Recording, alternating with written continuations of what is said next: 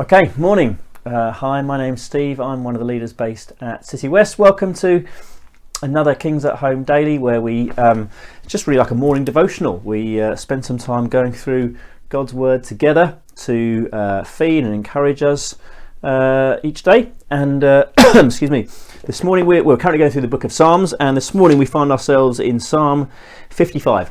So if you have a Bible, why don't you head in that direction? If you're joining us for the first time, maybe you're looking in from outside, we're a church based in Norwich. We meet across 3 locations in the city, but as I say, really we just do these just to because we're not able to meet together during this time, hopefully soon. Yeah, really just to feed and encourage us together as a church family. Right, Psalm 55. A Psalm of David. Listen to my prayer, O God. Do not ignore my plea. Hear me and answer me. My thoughts trouble me and I am distraught. Ever felt as though your prayers are just, you're praying and they're falling on deaf ears, not being heard? Well, David knows what that's like. My thoughts trouble me and I am distraught because of what my enemy is saying, because of the threats of the wicked, for they bring down suffering on me and assail me in their anger. My heart is in anguish within me. The terrors of death have fallen on me. Fear and trembling have beset me. Horror has overwhelmed me. I said, oh, that I had the wings of a dove, and I would fly away and be at rest. I would flee far away and stay in the desert. I would hurry to my place of shelter, far from the tempest and the storm. Again, I suspect we've all felt like that, haven't we? Where your heart feels sick and gripped with fear, and want to just skate away, fly away to far from the storm. I think we've all probably felt like that at times. Maybe even you're feeling like that now, or have felt like that during this time. Let's carry on, verse 9. Lord, confuse the wicked, confound their words, for I see violence and strife in the city. Day and night they prowl about on its walls, malice and abuse are within it. Destructive forces are at work in the city, threats and lies never leave its streets. Verse 12, if an enemy were insulting me, I could endure it. If a foe were rising against me, I could hide. But it is you, a man like myself, my companion, my close friend, with whom I once enjoyed sweet fellowship at the house of God as we walked about among the worshippers. Let death take my enemies by surprise. Let them go down alive to the realm of the dead, for evil finds lodging among them. And so he's obviously been, betrayed by a friend, but verse 16, a gear change now. As for me, I call to the Lord, and the Lord saves me. Evening, morning, noon, I cry out in distress as he hears my voice. He rescues me unharmed from the battle waged against me, even though many oppose me. Verse 19, God, who is enthroned from of old, and who does not change, he will hear them and humble them, because they have no fear of God.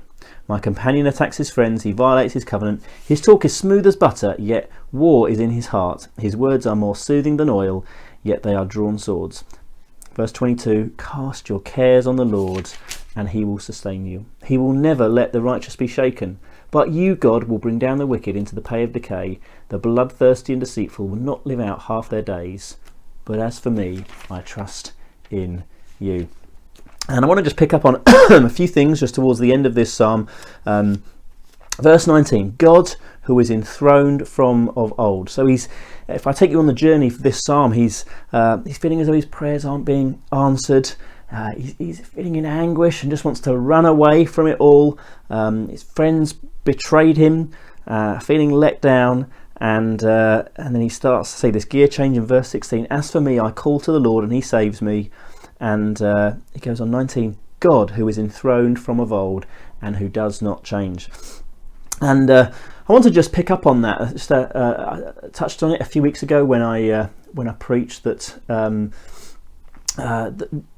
it's this idea that as the phrase Tim Keller uses is big truth in little places. And here in verse 19 we've got this big truth, God who is enthroned from of old and who does not change. We've got this big cosmic truth, and that's what the Bible does. It takes this big cosmic truths and applies it in little places in our lives. It applies it to fears, It applies it to trouble, to disappointment, to hurt. That's how we're to do the walk of faith, is to take these cosmic truths and apply them to the small, seemingly mundane, seemingly small situations in our lives.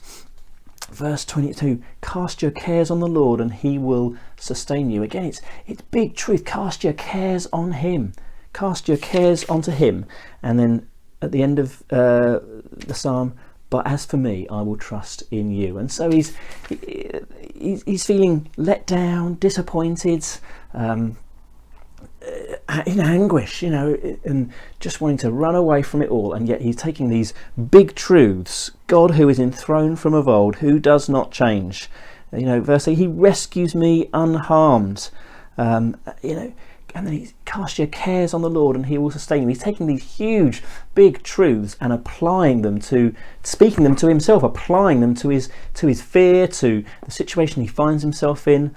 And let me encourage you, this is what the Bible teaches us to do. It's not just do this, don't do that. The faith is applying the truth that we know about God, about all that he has promised and said, applying this cosmic truth to the small, mundane situations we come across in day-to-day life. It's applying these big cosmic truths that God is with us, he's promised to be with us, that he is with us, that we've got a hope and a future in him, that he saved us, forgiven us, adopted us. It's taking these cosmic big truths and applying it to a Tuesday morning, applying it to our daily lives. That's the nature of faith. It's taking hold of these truths, and applying them into our daily lives. So let me encourage you. You might feel like your prayers aren't being answered. You might feel like you're just in anguish and fear and want to just fly away from it all.